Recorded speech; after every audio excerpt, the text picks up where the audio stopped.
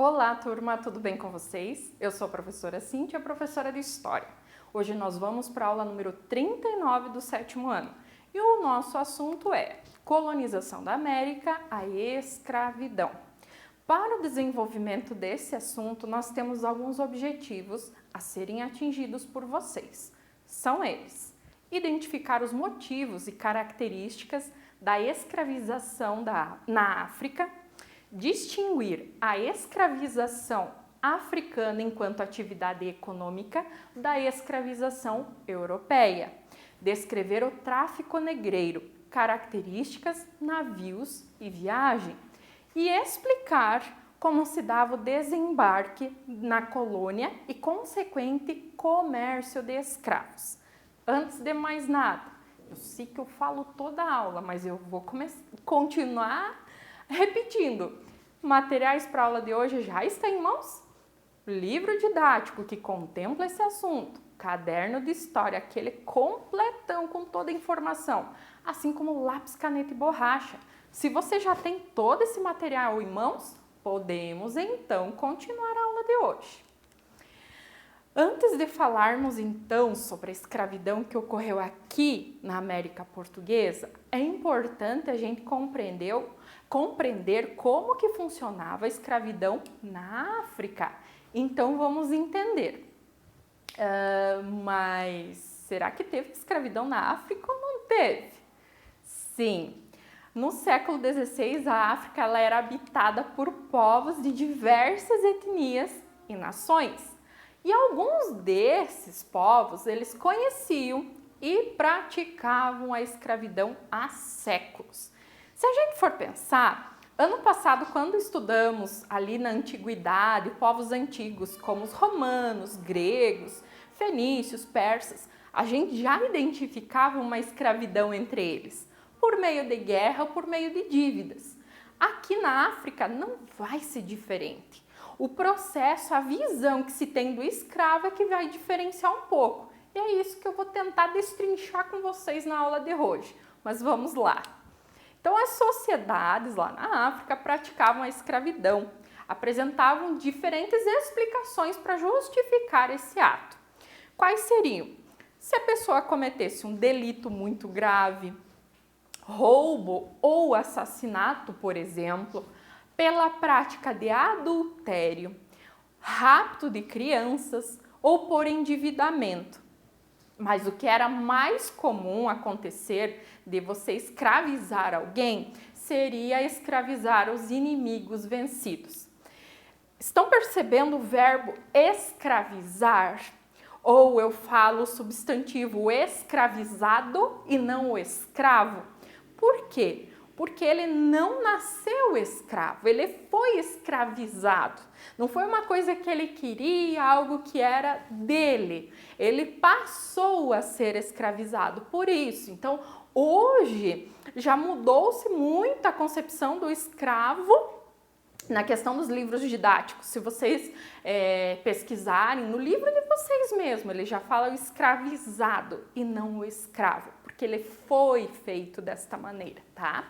Continuando, os escravizados na África, geralmente eles trabalhavam em atividades domésticas, ainda como artesãos, agricultores ou mineradores. Alguns até eles eram integrados às famílias dos senhores e tinham uma condição diferente um pouco, mas eles eram assim uma posse coletiva. Toda a família disputava pelos trabalhos daquele escravo. Em algumas regiões havia castigos e até alguns senhores de escravos acabavam matando eles, tá? Os escravos na África não eram essenciais para o funcionamento das sociedades. Então, eles não eram vistos como mercadorias a serem vendidas com o propósito de gerar lucros. Não, era para se manter, era uma questão até de castigo para a pessoa que cometeu um delito, algo nesse sentido, perdeu a guerra ou está endividada. Continuando, no século XIV, os portugueses começaram a explorar a costa africana ali, né, a costa atlântica do continente africano. Isso a gente falou nas conquistas ali por meio das grandes navegações. Então, passaram a comprar africanos escravizados para serem vendidos na Europa. Essa escravidão tem uma diferença, então, fundamental para o que acontecia na África. Os cativos, eles eram tratados como mercadorias a serem compradas a preço baixo e vendidas a preço elevado para, então, gerar lucros aos mercadores europeus. Percebam a diferença. Na África, ele não é fundamental, ele não é considerado mercadoria, não tem o propósito de gerar lucros. Para os europeus, já sim. O propósito é que ele é uma mercadoria e ele vai gerar lucros ao passo que eu vou comprar mais barato e vendê-lo mais caro. Então, essa é a principal diferença que vocês têm que compreender. O tráfico negreiro ou tráfico de escravos. Então, é um comércio que envolvia, primeiramente, a captura do escravizado, o transporte e a venda desses africanos no continente americano. Na África, esse lucro vindo do comércio de escravizados com os europeus estimulou até conflitos entre os povos, porque sabe, através da guerra, quem perdia tornava-se escravo de quem ganhava. Então, os europeus, o comércio de escravos era uma das atividades mais lucrativas que se tinha entre o século XIV e século XIX. Foi praticado por vários países, entre eles a Holanda, Inglaterra e Portugal. Portugal, aqui o Brasil, foi um dos últimos a abolir a escravidão, isso em 1888. Então, nós temos quase 400 anos de escravidão no Brasil. Inclusive, ali coloquei para vocês, a Inglaterra era um dos países que tinha escravos em seu território, em suas colônias. Só que foi a Inglaterra, lá no século XIX, que começou a forçar a barra para que o Brasil acabasse com a escravidão. Não era porque ela era boazinha, esse país não era bonzinho, não. Interesse comercial. Por quê? Eu vou explicar para frente, vamos deixar quieto agora, né? Senão é muita coisa para a cabeça de vocês. Vamos continuar. Alguns pesquisadores apontam que cerca de 12 milhões de pessoas foram traficadas para a América. Coloquei para vocês um mapinha de onde vinham esses africanos, né? No Brasil, calcula-se que veio cerca de 5 milhões dos africanos, tá?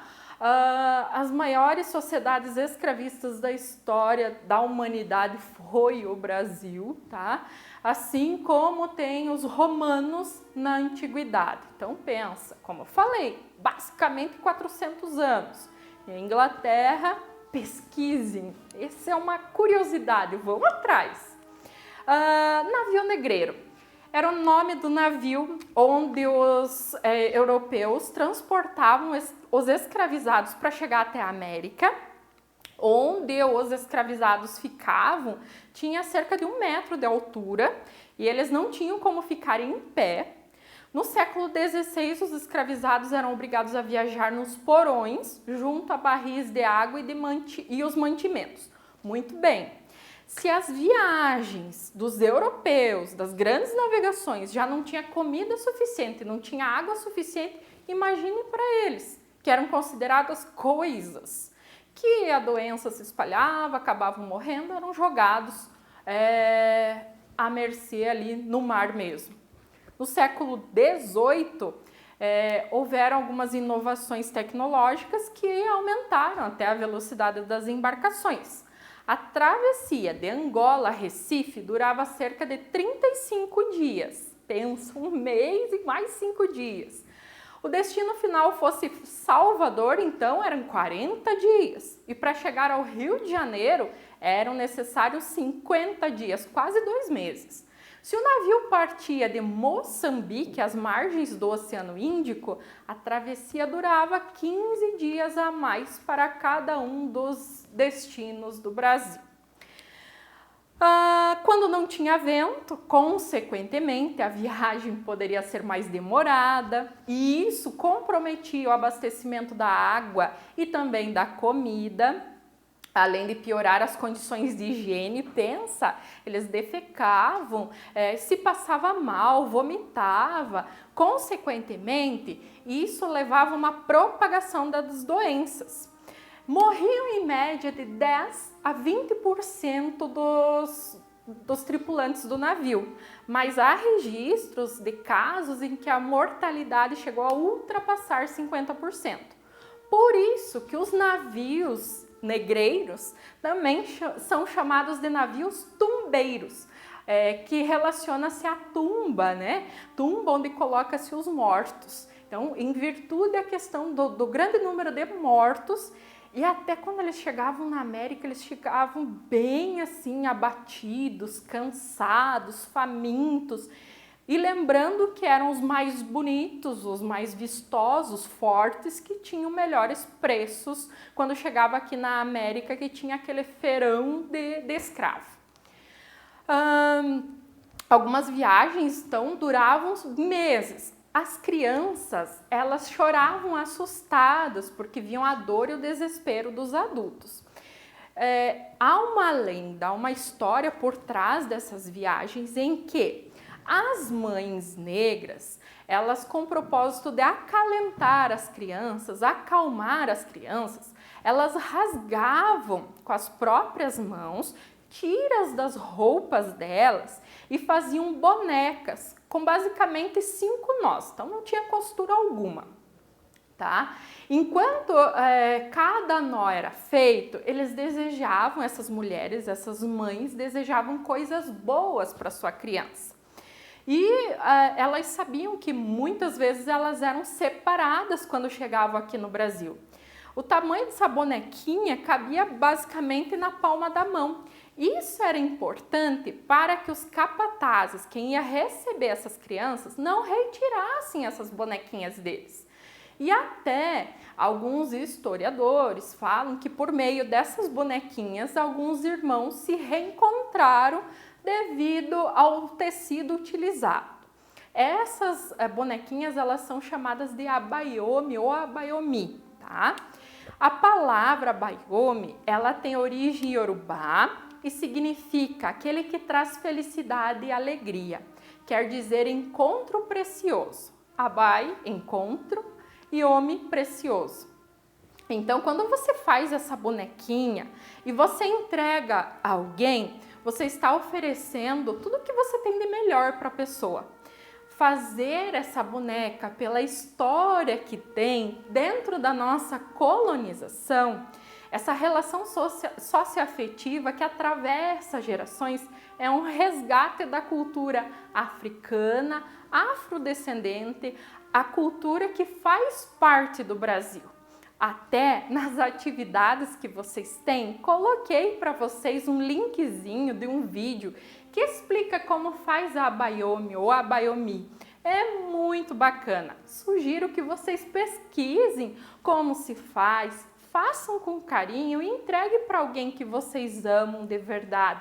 Porque ao entregar, você está entregando tudo que é bom para essa pessoa. E de certa forma, você pode contar também a história dessa bonequinha, a história que reflete um pouco da nossa origem. Alguns historiadores já apontam que na verdade isso não aconteceu, que isso na verdade trata-se de uma lenda, mas todo esse significado é muito importante para a gente e é um resgate cultural. Continuando, quando os africanos desembarcavam aqui na colônia, eles eram vendidos em portos, em leilões públicos. As famílias que até ali haviam conseguido manter-se unidas acabavam sendo desfeitas. Esposa, maridos, filhos, eles eram separados e alguns jamais iriam voltar a se encontrar. Eu coloquei aqui uma imagem do Cais de Valongo, no Rio de Janeiro, que foi construído em 1811. Foi o local, então, de desembarque e também comércio de africanos escravizados por cerca de 20 anos.